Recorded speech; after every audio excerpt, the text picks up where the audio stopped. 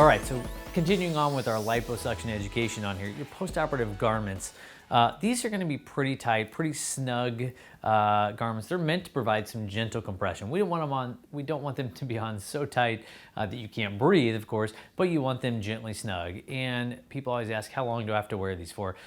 Really, that first month is going to be the biggest, kind of the most important time for those to be on, for have the most compression on with your body.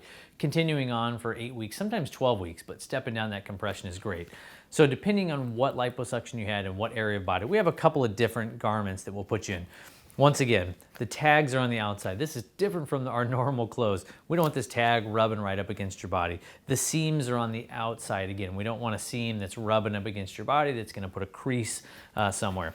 Some of these garments are gonna have little clasps that help you. You can clasp them first to get up, and then you're gonna zip them up. That just helps get in them a little bit easier. That's usually when it's a lot of garment that you're putting on, maybe from the calves all the way up to the chest or something like that, depending on which areas we did some liposuction in.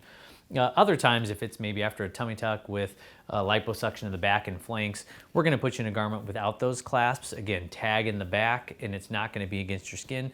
And then you'll be able to kind of step into these and pull them up like a little girdle, just a little compression garment, kind of like Spanx, but just a little bit more.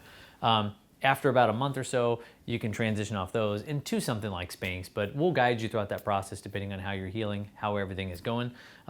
Last thing is going to be drain care, cleaning care for these garments. These are a stretchy material. You're going to be wearing them a lot.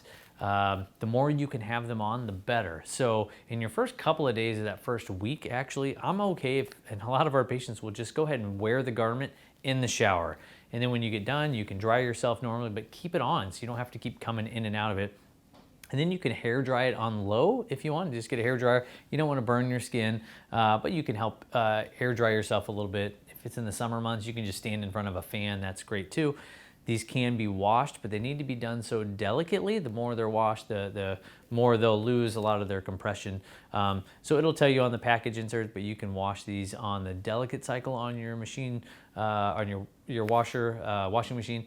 You can wash them by hand with soap and water in the sink.